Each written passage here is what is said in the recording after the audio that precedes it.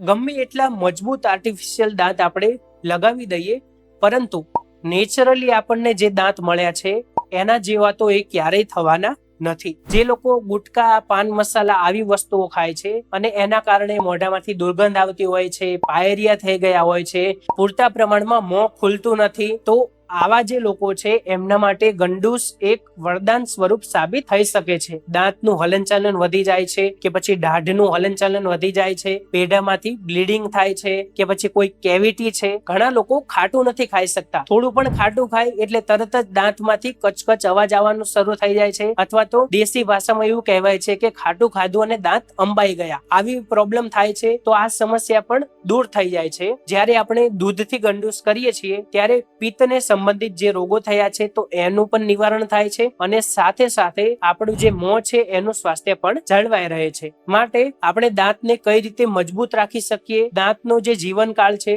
કે 40-50 વર્ષની ઉંમર થાય અને પછી દાંત પડવાના ચાલુ થઈ જાય છે, એને આપણે કઈ રીતે લંબાવી શકીએ? વૃદ્ધ થઈ જાવ છતાં પણ દાંત અને દાઢ એવી ને એવી મજબૂત રહે, જે પેઢા છે એ મજબૂત રહે, એને લગતા કોઈ પણ રોગ ન થાય, આપણે એ રોગોથી દૂર રહી શકીએ, એના માટે આપણે શું કરવું જોઈએ એની વાત આપણે આજના વિડીયોમાં કરવાના છીએ.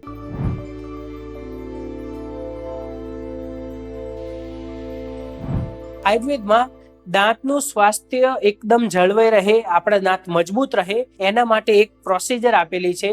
જો આપણે એને રોજિંદા જીવનમાં કરીશું તો પછી આપણા જે દાંત છે એની મજબૂતાઈ લાંબા સમય સુધી જળવાઈ રહેશે. અને આ પ્રોસિજરનું નામ છે ગંડૂસ.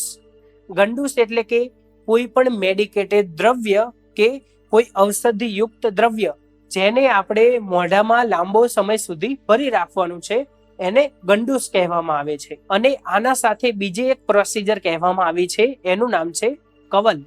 કવલ એટલે કે કોઈ પણ જે ઔષધિયુક્ત દ્રવ્ય છે એનાથી આપણે કોગળો કરવો, એને કવલ કહેવામાં આવે છે. આયુર્વેદમાં ગંડૂસ અને કવલ માટે એવું કહેવામાં આવ્યું છે કે અસંચારી મુખે પૂર્ણો ગંડૂસ કવલ ચર, એટલે કે આપણા મોંની અંદર સંપૂર્ણપણે એક ઔષધિયુક્ત દ્રવ્ય ભરી દેવાનું છે કે બિલકુલ જગ્યા ન રહે, એને ગંડૂસ કહેવામાં આવે છે. કવલ એટલે કે કોગળા માટે એવું કહેવામાં આવ્યું છે કે કલ્કેન કવલ સ્મૃત, એટલે કે આપણે આપણા મુખની અંદર થોડું ઓછું દ્રવ્ય ભરવાનું છે, થોડી જગ્યા રાખવાની છે કે જેથી આપણે બરોબર રીતે કોગળા કરી શકીએ, એને કવલ કહેવામાં આવે છે. હવે આ જે ગંડૂસ છે, આ જે કવલ છે, એ કોણ કોણ વાપરી શકે એના વિશે પણ જાણી લઈએ.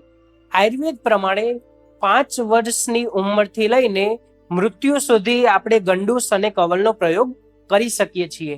હવે જાણીએ કે ગંડૂસ અને કવલની અંદર આપણે કયું કયું જે દ્રવ્ય છે એનો ઉપયોગ આપણે કરી શકીએ છીએ. ગંડૂસ અને કવલ કરવા માટે ઘી, તેલ, દૂધ, મધ અને ગરમ પાણી, આ જે વસ્તુઓ છે એનો ઉપયોગ આપણે કરી શકીએ છીએ. પરંતુ આપણી કન્ડિશન કઈ રીતની છે, આપણે શેની જરૂર છે, આપણી પ્રકૃતિ કઈ રીતની છે, એના આધારે આપણે આ દ્રવ્યમાંથી કોઈ પણ એક દ્રવ્ય નક્કી કરી શકીએ છીએ. જે લોકોના શરીરમાં વધારે પડતી ગરમી છે, પિત્તને લગતા રોગો છે, આંખમાં વીકનેસ છે, આંખને લગતા રોગ છે, શરીરમાં વીકનેસ છે, તો આવી કન્ડિશનની અંદર ગરમ પાણીથી ગંડૂસ કે કવલ ન કરવું જોઈએ. આવી કન્ડિશનની અંદર આપણે દૂધથી ગંડૂસ કરી શકીએ છીએ. જ્યારે આપણે દૂધથી ગંડૂસ કરીએ છીએ ત્યારે પિત્તને સંબંધિત જે રોગો થયા છે તો એનું પણ નિવારણ થાય છે, અને સાથે સાથે આપણું જે મોં છે એનું સ્વાસ્થ્ય પણ જળવાઈ રહે છે.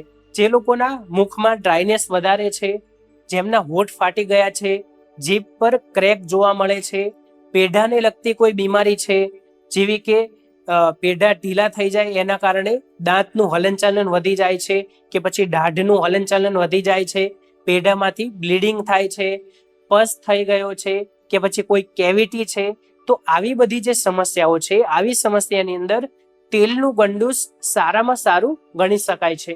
હવે તેલની અંદર તલનું તેલ વાપરી શકાય છે, નાળિયેરનું તેલ વાપરી શકાય છે, અને સરસવનું પણ તેલ વાપરી શકાય છે. હવે જે લોકોને વધારે પડતી ગરમી લાગે છે તો એવા લોકો સરસવનું તેલ ન વાપરે અને એની જગ્યાએ નાળિયેરનું તેલ વાપરી શકે છે. જે લોકોને મુખમાંથી વધારે પડતી દુર્ગંધ આવે છે એવા લોકો તલના તેલનો ઉપયોગ કરી શકે છે. તો આ રીતે તમને કઈ રીતની સમસ્યાઓ છે એ રીતે આપણે ગંડૂસમાં કયું દ્રવ્ય વાપરવું એ નક્કી કરી શકીએ છીએ.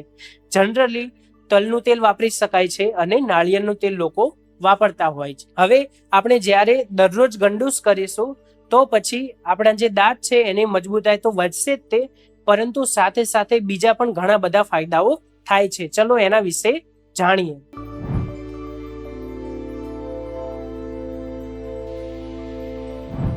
મહર્ષિ ચરકે ચરક સંહિતાના સૂત્ર સ્થાનના 5મા અધ્યાયના 76મા શ્લોકમાં ગંડૂસથી થતા ફાયદાઓ વિશે જણાવ્યું છે કે જ્યારે આપણે દરરોજ ગંડૂસ કરીએ છીએ ત્યારે આપણા જે જડબા છે એનું બળ વધે છે, જડબાની મજબૂતાઈ વધશે, તો પછી દાંત અને પેઢા વચ્ચેની જે કનેક્શન છે, દાંત અને પેઢા જે જોડાયેલા છે એની મજબૂતાઈમાં પણ વધારો થશે અને સાથે સાથે આપણો જે અવાજ છે એ એકદમ સ્પષ્ટ થાય છે.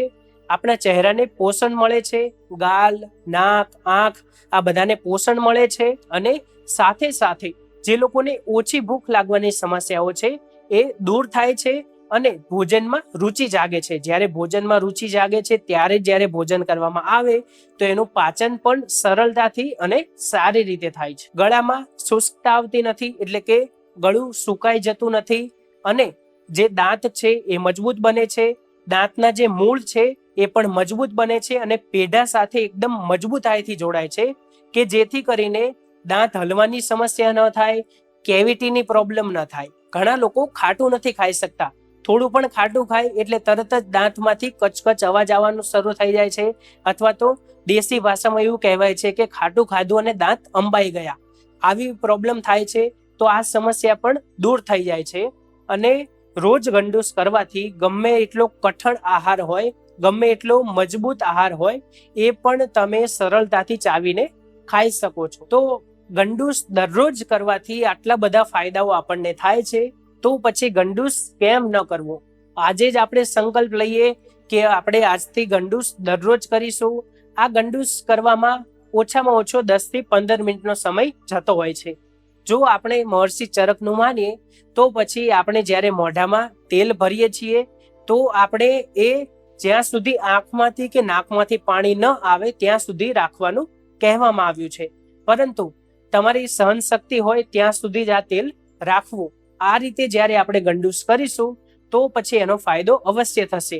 અને ખાસ કરીને જે લોકો ગુટકા, પાન મસાલા આવી વસ્તુઓ ખાય છે અને એના કારણે મોઢામાંથી દુર્ગંધ આવતી હોય છે, પાયરિયા થઈ ગયા હોય છે, પૂરતા પ્રમાણમાં મોં ખુલતું નથી, તો આવા જે લોકો છે એમના માટે ગંડૂસ એક વરદાન સ્વરૂપ સાબિત થઈ શકે છે. માટે આપણે આજથી જ તે ગંડૂસ કરવાનો સંકલ્પ લેવો જોઈએ. ધન્યવાદ.